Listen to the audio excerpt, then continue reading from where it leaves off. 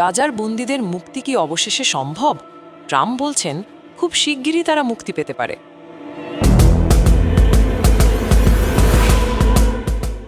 মার্কিন president Donald Trump জানিয়েছেন গাজায় আটক বন্দীদের মুক্তি খুব শিগগিরই শুরু হতে পারে। আগামী সোমবার মিশরে বসছে হামাস ও ইসরায়েলের পরোক্ষ শান্তি আলোচনা, যেখানে যুক্তরাষ্ট্র, কাতার ও মিশর থাকবে মধ্যস্থতাকারী হিসেবে। হামাস যুক্তরাষ্ট্রের প্রস্তাবিত ২০ দফা শান্তি পরিকল্পনার কিছু অংশে রাজি হয়েছে, যার মধ্যে রয়েছে বন্দি মুক্তি ও গাজার প্রশাসন ফিলিস্তিনি টেকনোক্র্যাটদের হাতে তুলে দেওয়া।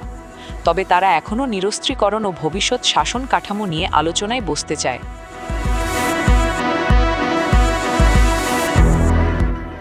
ট্রাম্প বলেছেন প্রায় সবাই পরিকল্পনায় রাজি হয়ে গেছে, আলোচনা ভালোই চলছে। এটা ইসরায়েল, আরব বিশ্ব এবং পুরো বিশ্বের জন্য ভালো একটি চুক্তি।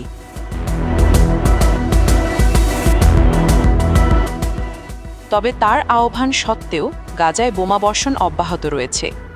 ইসরায়েলি মুখপাত্র জানিয়েছেন যুদ্ধবিরতি নেই, তবে কিছু এলাকায় হামলা বন্ধ হয়েছে। গত ২৪ ঘণ্টায় ইসরায়েলি অভিযানে আরও ৬৫ জন নিহত হয়েছেন বলে জানিয়েছে গাজার স্বাস্থ্য মন্ত্রণালয়।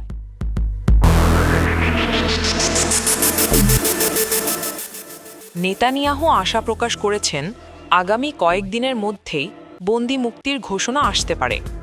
এই আলোচনায় থাকছেন ট্রাম্পের দূত স্টিভ উইটকফ, জামাতা জ্যারেড কুশনার ও কাতারের পররাষ্ট্রমন্ত্রী শেখ মোহাম্মদ আল থানি।